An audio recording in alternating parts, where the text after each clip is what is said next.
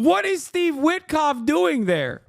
God, if Trump wasn't real and we were simply watching this as like a televised event, it would be so funny.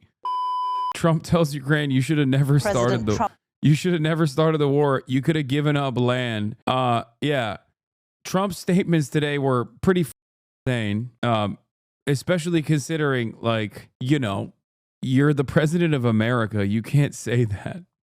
It's like, that is an insane thing to say. Trump has said that he believes he has the power to end the war in Ukraine. He was speaking after talks were held today in Saudi Arabia, where Russian and American diplomats discussed ending Russia's 3-year campaign. More on those talks in a moment. But first, let's go straight to Washington and to our North America editor, Sarah Smith. Sarah, what more did the president say? Well, he said he thinks he's the only person in the world who can end this war, as well as saying that he has the power to end it. And also repeating that if he had been in the White House 3 years ago, this war would never have begun. Now, he's said that before, but he's always implied that that was because Vladimir Putin would not have dared to invade Ukraine if Donald Trump had been the president of the United States. But speaking a few minutes ago from his Florida residence in Mar-a-Lago, he seemed to be blaming Ukraine for not having made a deal with Russia prior to the invasion. He seemed to be saying that if he had been in office, then he would have forced a deal that anybody, he said, could have negotiated a better deal where they would have given up a little bit of land, not too much, and been able to avoid this war. Have a listen to what he had to say.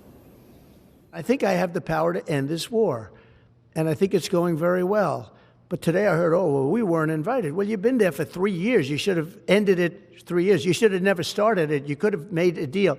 I could have made a deal for Ukraine that would have given them almost all of the land, everything, almost all of the land, and no people would have been killed, and no city would have been demolished, and not one dome would have been knocked down.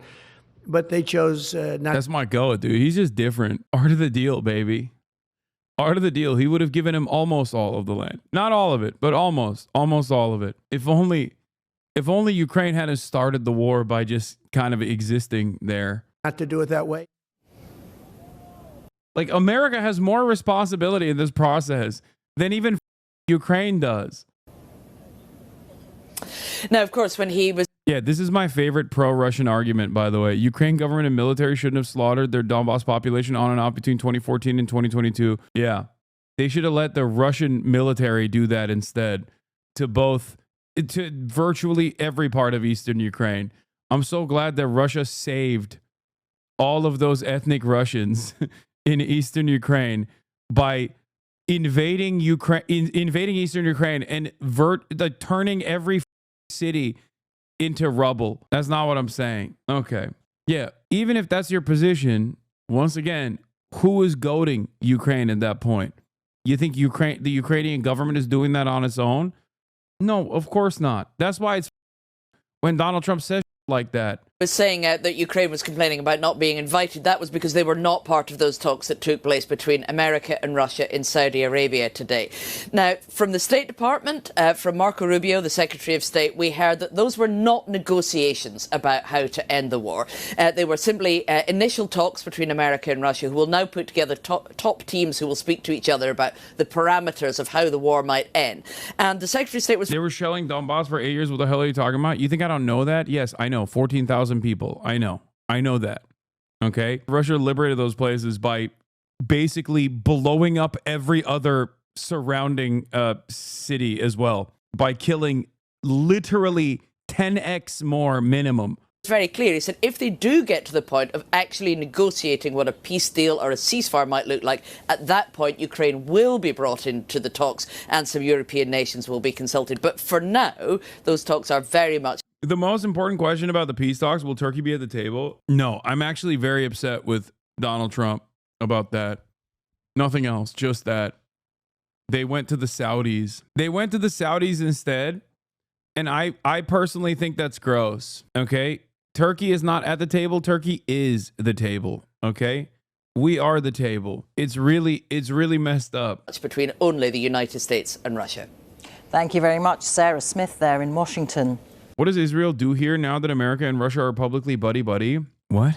Do you know how much Israel loves Russia? What are you talking about? What? Oh man, it's going to be really sad when all of the Russian-Israeli dual nationals will be able to freely go back and forth again now that their assets are not threatened with seizure, or rather, all of the Russian nationals won't have to use their Israeli passports to freely travel to Western Europe now.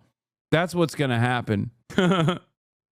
Like, Israel aids Ukraine versus Iran and Russia in Ukraine. Yeah, Israel is Russia too. It's kind of funny because I had a conversation with Sam Cedar a while back, if you remember, and he literally said Israel is so violent because of all the ethnic Russians that came to Israel once. And I was like, I don't know about that, Sam. I mean, there are a lot of Russians in Israel. That is true. This part is correct. But I don't think it was the ethnic Russians that made Israel more aggressive towards Palestinians. Well, there were extraordinary scenes in Saudi Arabia where Russian and American diplomats on opposite sides for so many years held 4 hours of talks aimed at ending the war in Ukraine. One of those at the table, the Russian foreign minister, is even under US sanctions for the part he's played in the war. The two countries agreed to press ahead with negotiations. The talks are part of a flurry of diplomacy focused on Ukraine this week. Crucially, as you heard, neither Ukraine nor Europe were invited to the talks with US and Russian officials, which took place in Riyadh this morning. Instead, the US envoy Keith Kellogg is being dispatched to meet Ukrainian officials separately in Kyiv. And while Russia and the US were talking, Ukraine's President Zelensky was in Turkey with President Erdogan. We're at the table. We're still at the table. Let's go. That's really f***ed up. That is really f***ed up that they just basically sent Zelensky to Turkey. Like, Saudi Arabia gets to be the table where you're talking to Vladimir Putin, and then Turkey gets Zelensky.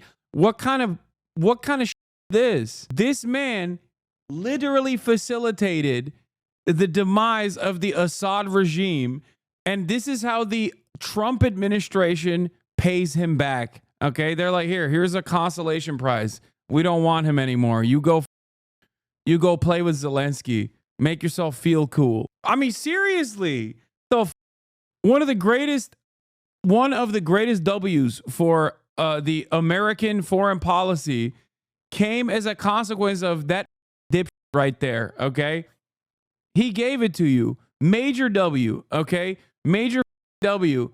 And instead of doing another plan in Turkey, you go to Saudi Arabia. What did they do? They just have oil.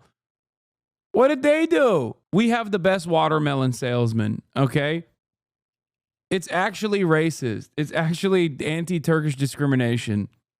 Once again, the goddamn Angloids betray the Turks and think that the House of Saud is going to be more helpful in their desires for the region.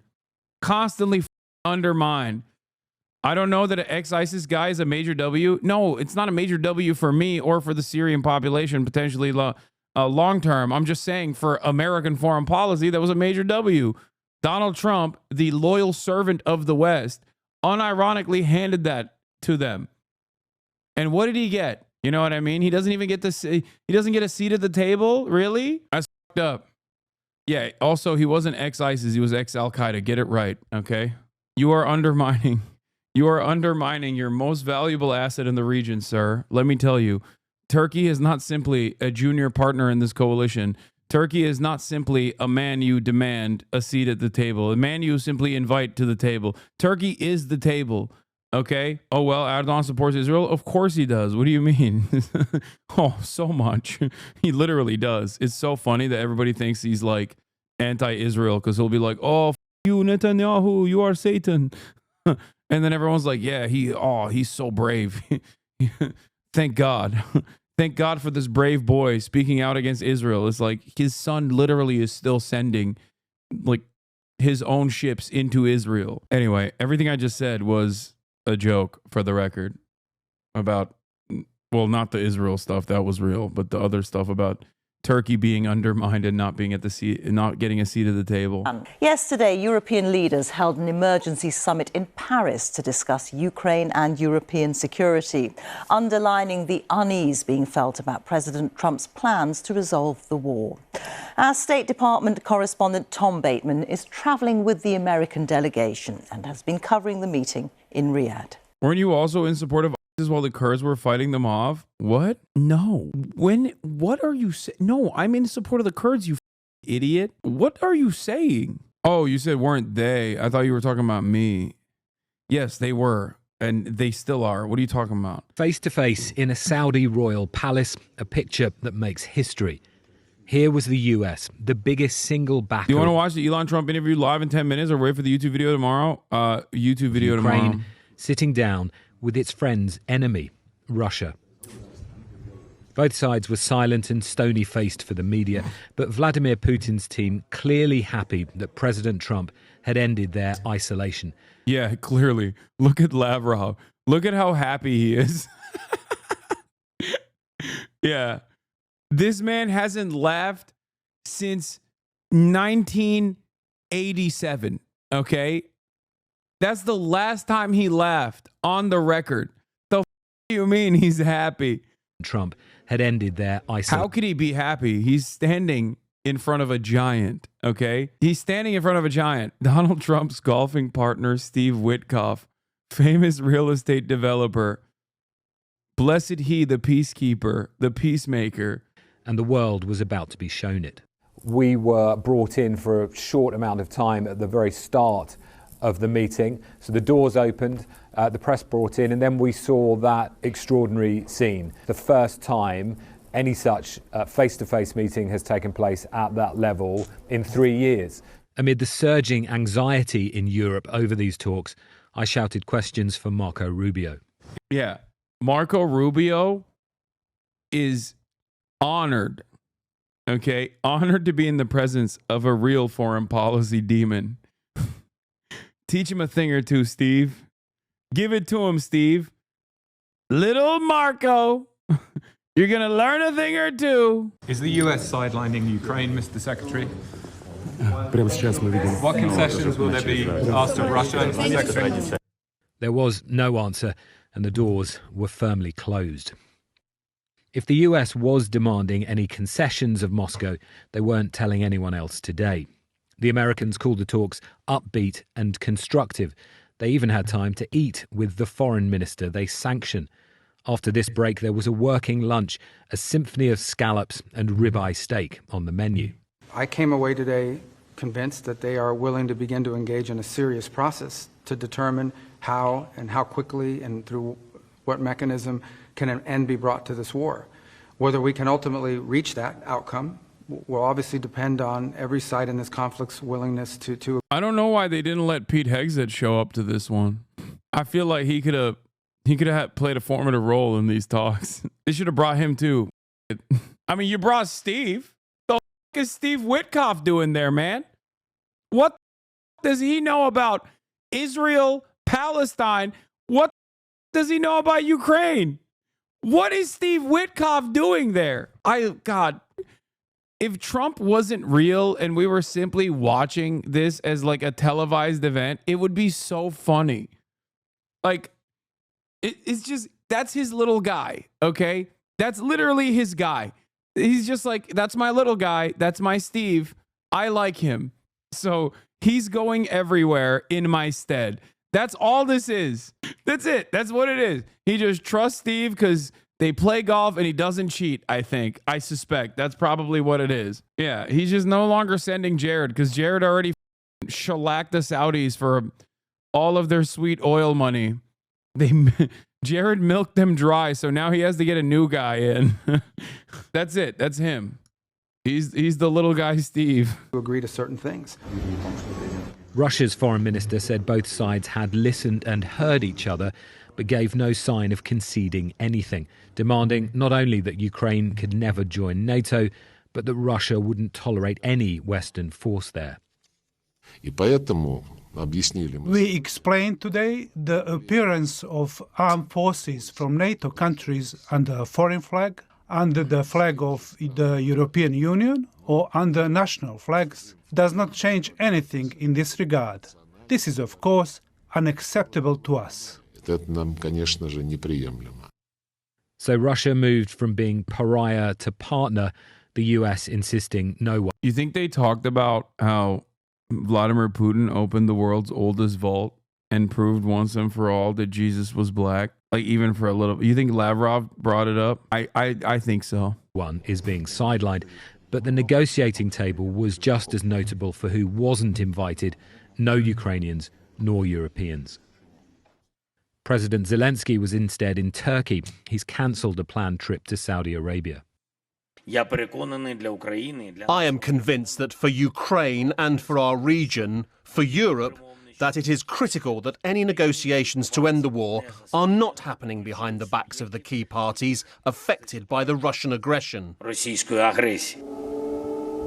A stark reminder of that before the talks as Russia launched another mass drone attack on Kyiv and elsewhere overnight.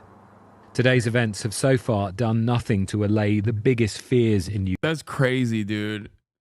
That's crazy. They made him sit at the kids' table. That's crazy. Ukraine of being forced to accept an end to war on Russia's terms, with the peace being carved up between Moscow and Washington. Tom Bateman, BBC News, Riyadh.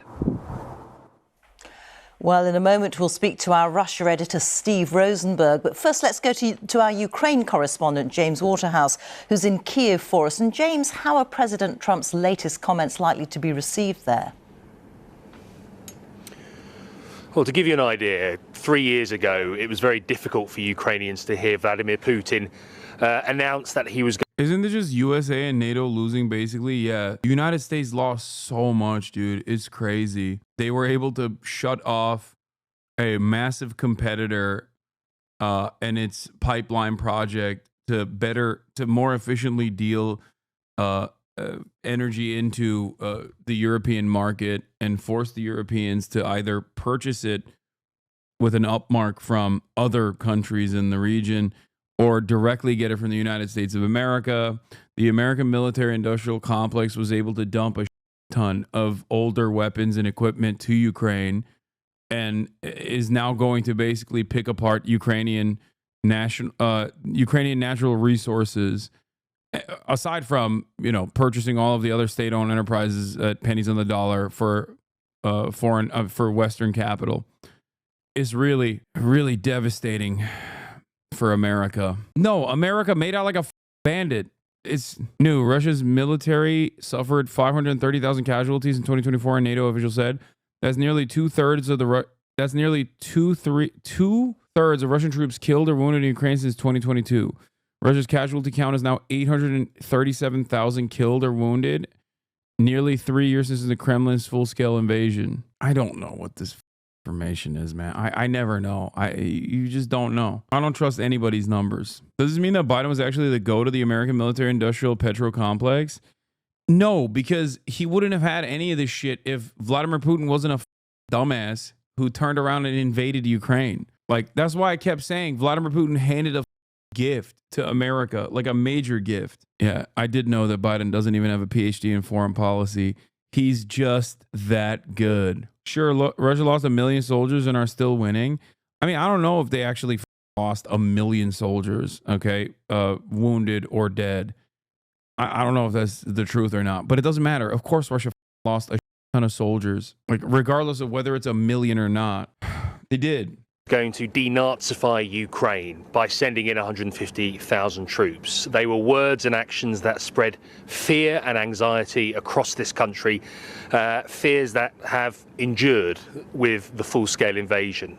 Most Ukrainians do not believe the assertion that Russia is ready for peace, despite America and Donald Trump coming to that conclusion repeatedly over the past week as it asserts its new foreign policy. We've just been in the shelter for an hour on another common night where dozens of drones have been launched across Ukraine. Now, we have heard Donald Trump tonight say Ukraine shouldn't have started this war, that it should have traded land early on, as you have heard.